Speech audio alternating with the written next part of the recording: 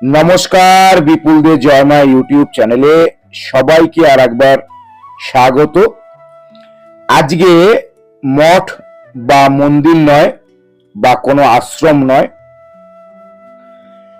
যারা ধার্মিক স্থানের সাথে সাথে একটু অ্যাডভেঞ্চার ভালোবাসেন তাদের জন্যই আজকের এই ভিডিও। বিগত কিছুদিন আমি আদি কৈলাস, ওম পর্বত বা বিভিন্ন ধার্মিক স্থানে যাত্রা করার ফলে কোনো ভিডিওই আসেনি, কিন্তু আপনাদের জন্যে সেখান থেকে নিয়ে এসেছি এক অ্যাডভেঞ্চার। দারমা ভ্যালি, হয়তো অনেকেই এই নামটার সাথে পরিচিত, আবার অনেকেই জানেন না এই দারমা ভ্যালি। আমাদের উত্তরাখণ্ডে নেপাল লাগোয়া বা চীন লাগোয়া দুটো ভ্যালি আছে। একটি হচ্ছে ব্যাস ভ্যালি আর একটি দারমা ভ্যালি। এই দিকটা থেকে আপনি কলকাতা থেকে বেরেলি অথবা লালকোয়া হয়ে ধারচুলা এসে এই সোজা গেলে ওম পর্বত আর ব্যাস ভ্যালি, আর বাদিকটায় গেলে দারমা ভ্যালি বা আমরা যেটা এখন জানি পঞ্চচুল্লি, যেটা পঞ্চ পাণ্ডবদের উনুন, খাবার রান্না করার উনুন বাংলা ভাষায়, সেটাই চুল্লি। 5টি পর্বত শৃঙ্গ যেখানে ট্রেক হয়। এই কিছুটা এগিয়ে এলেই এই তাওয়াঘাট থেকে এই পথেই একটি সুন্দর ঝর্ণা পাবেন। আর এই ঝর্ণা দেখে সকলেই দাঁড়িয়ে যায়, আমরাও তাই করেছিলাম। এই ঝর্ণার ঠিক পাশেই এই দূরে যে ব্রিজটা দেখতে পাচ্ছেন, এটি একটি কিন্তু ধর্মীয় জায়গায় বা স্থানে যাবার এই ব্রিজ। যখন মানস সরোবর কৈলাস হাঁটা পথে যাত্রা হতো তখন এর গুরুত্ব অপরিসীম ছিল। এটি নারায়ণ আশ্রম যাবার পথ। যারা এই রাস্তা সম্বন্ধে জানেন বা এই জায়গা সম্বন্ধে জানেন তাদের কাছে নতুন কিছু নয়, কিন্তু যারা জানেন না তাদের জন্য বলে রাখি, যখন হাঁটা পথে কৈলাস পরিক্রমা বা মানস সরোবর দর্শন বা যাত্রা চলতো, এই রাস্তা অপরিসীম ছিল।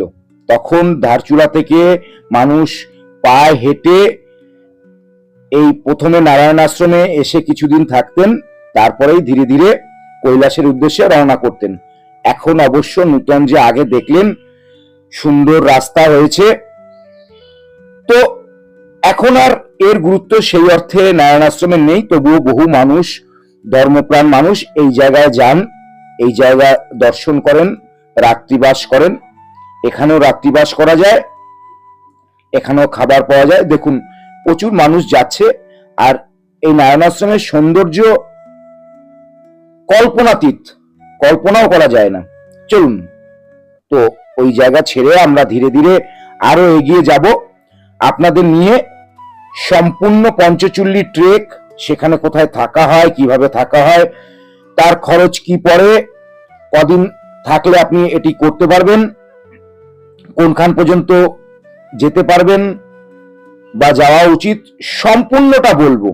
আর দেখতে দেখতে যদি ভালো লাগে তাহলে একটি লাইক, আর যদি নূতন হন চ্যানেলে তাহলে অতি অবশ্যই চ্যানেলটি সাবস্ক্রাইব করে আশীর্বাদ করতে হবে, এই অনুরোধ সকলের কাছে রাখছি। চলুন তাহলে আগে ধীরে ধীরে এই রকম অ্যাডভেঞ্চার, এরকম রাস্তায় যারা গাড়িতে বসবেন, ডান দিকে বসলে মাঝে মাঝে চোখ বন্ধ করে নিতে হবে। ডান দিকে খাদে নদী আর বাদিকে পাহাড়, তাও আবার ভঙ্গুর। যে কোনো সময় ল্যান্ডস্লাইডের ভয়।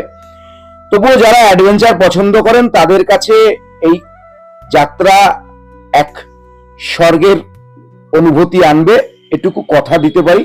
চলুন সম্পূর্ণটা দেখাবো, সঙ্গে থাকুন। ধীরে ধীরে সম্পূর্ণ পঞ্চচুল্লি ট্রেক কিভাবে হয়, কোন রাস্তা দিয়ে যেতে হয়, সম্পূর্ণটা দেখাবো।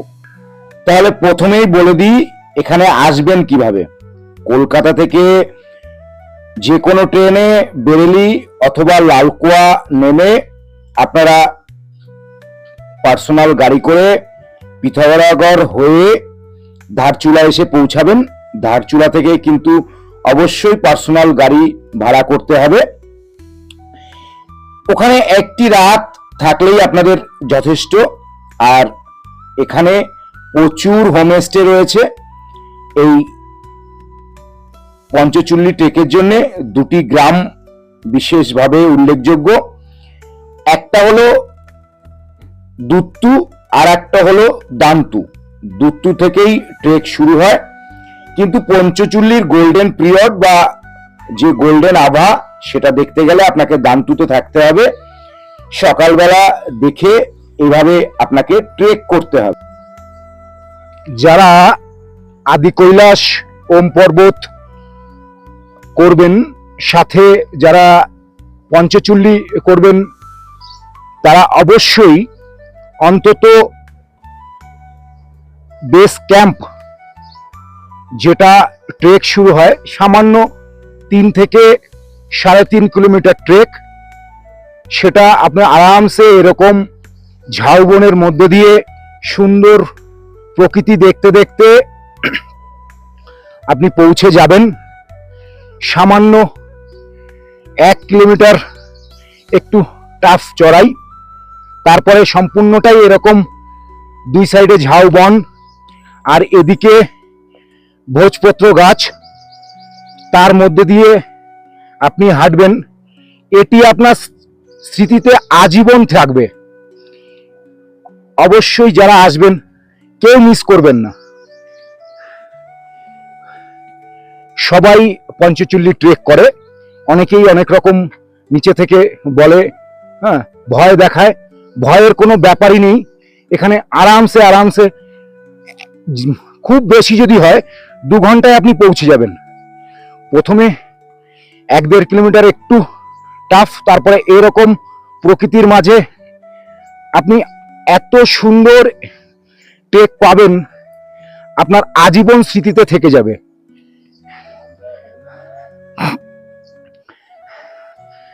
আমি যতটা পারছি চেষ্টা করছি আপনাদের দেখিয়ে দেওয়ার। এই স্মৃতি আজীবন স্মৃতিপটে লেখা থাকবে।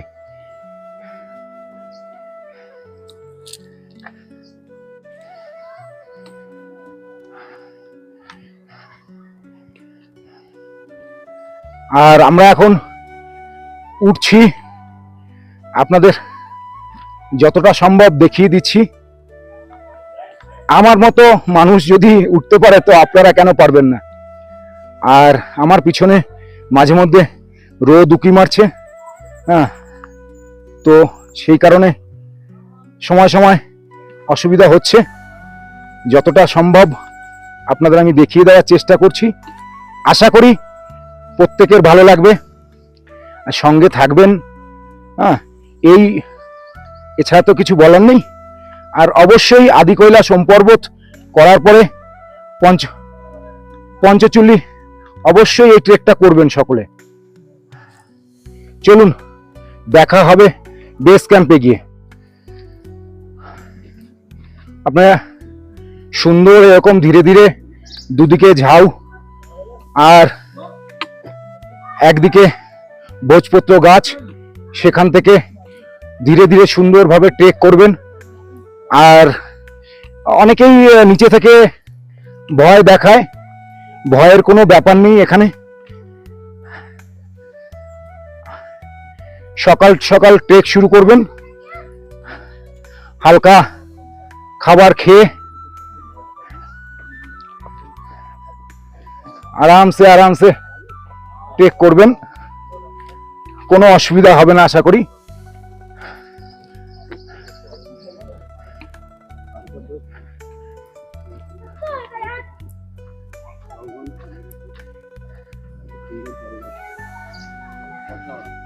দেখুন, সকলেই সকাল সকাল ট্রেক শুরু করেছে। এরা দিল্লির নয়ডার বাসিন্দা। দেখুন, ছোট ছোট শিশুরাও ট্রেক করছে, একদম আনন্দের সাথে আপনিও ট্রেক করবেন, কোনো রকম অসুবিধা নেই। আর গাইডের প্রয়োজন হলে নিচে থেকে 1500 টাকার বিনিময়ে গাইড পাওয়া যায়। আর আমার সঙ্গে এই যে শ্যামলদা বসে আছে, এর একদম শেষে বলবো, আপনারা অবাক হবেন। আর এই যে দাদা দুর্গাপুরের বাসিন্দা, আর এই যে দাদা বৌদি দেখছেন, এরা দিল্লির বাসিন্দা। এরা সকলেই ট্রেক করেছে। এখানে কিন্তু ঘোরার কোনো ব্যবস্থা নেই, আর কোনো দোকান বা জলের কোনো ব্যবস্থা নেই। আপনাদের যা যা প্রয়োজন সঙ্গে নিয়েই আসতে হবে। চলুন তাহলে কিছু কথা হোক। এই মুহূর্তে আমরা ঠিক পঞ্চচিল্লি ট্রেকের যে বেস ক্যাম্প যেটা রয়েছে, সেই বেস ক্যাম্পেই দাঁড়িয়ে আছি। আপনারা পিছনে যেটা দেখছেন, ইগলু ঘর সরকার থেকে করা হয়েছিল, কিন্তু এখন এই মুহূর্তে আর এখানে সরকারের তরফ থেকে কোনো রকম উদ্যোগ নেওয়া হয় না। এখন যদি স্টে করতে হয়, নিচে দান্তু দুত্তু রয়েছে, এছাড়াও অনেক জায়গায় হোমস্টে রয়েছে, সেখানে করতে পারেন। তবে দুত্তুর থেকে শুরু হয় এই ট্রেক। এখানে প্রায় 3.5 কিলোমিটার আসতে হয় হেঁটে। প্রথম 1 কিলোমিটার একটু চড়াই আছে, তারপরে পুরোটাই একদম নর্মাল রাস্তা ঝাউবনের মধ্যে দিয়ে। তো ম্যাক্সিমাম লোক এখান দিয়ে করে। আর 0 পয়েন্ট এখান থেকে বলা হয়। এরপর থেকে 0 পয়েন্ট বলতে কোনো রকম স্পেসিফিক কোনো জায়গা নেই যে 0 পয়েন্ট, পুরোটাই 3.5 কিলোমিটার ধরে 0 পয়েন্ট। আপনি যেখান দিয়ে যাবেন সেখান থেকে 0 পয়েন্ট। ঝাউবনের পার করার পরের থেকেই 0 পয়েন্ট। দুটো বুগিয়াল আছে, এছাড়া কিছু নেই। আর এখান থেকেই সব থেকে ভালো ভিউ পাওয়া যায়। যদি আজকে অবশ্য আমরা আমাদের সেই অর্থে কপাল খারাপ, কারণ পুরো মেঘে ঢাকা আছে। কখনো কখনো পঞ্চচিল্লির একটা দেখা যাচ্ছে, আবার কোথাও কখনো 4টে বন্ধ থাকছে, মেঘে পুরো ঢেকে থাকছে। এছাড়া সবই একদম পরিষ্কার, সবকিছুই ওয়েদার এখন ভালো রয়েছে। কিন্তু আজকে আরো একটা খারাপ হচ্ছে যে এখানে যে গোল্ডেন যে পিরিয়ড, সেটা হচ্ছে সূর্য ওঠার সঙ্গে সঙ্গে এই পিকগুলোর মাথায় গোল্ডেন হয়, সেগুলো কিন্তু আজকে আমরা পাইনি, কারণ ওয়েদার খুবই খারাপ ছিল। চলুন দেখা হবে সামনে। এখন যাকে দেখছেন, এ হচ্ছে শ্যামল দফাদার নাম। এই দাদা পিডব্লিউডিতে চাকরি করেন, এখন ডেপুটি সেক্রেটারি আমাদের এখানে ছিল, পরবর্তীকালে অন্য ডিপার্টমেন্টে ডিএস হয়ে গেছেন। কেন বলছি এনার কথা, এই দাদার বাইপাস হয়েছে, তা সত্ত্বেও মনোবল এতটাই অটুট, সে সম্পূর্ণ টেক করেছে এবং আমার থেকে বোধহয় আগেই সে হেঁটে এসেছে। আর এরকম ফুল আপনি সারা রাস্তাতেই পাবেন, বুগিয়ালেও পাবেন, আর বেস ক্যাম্পের আশপাশেও পাবেন যদি মে জুন মাসে আসেন। আর অক্টোবরে এলে বরফ পাবেন এবং ওয়েদার অনেকটাই ঠান্ডা পাবেন।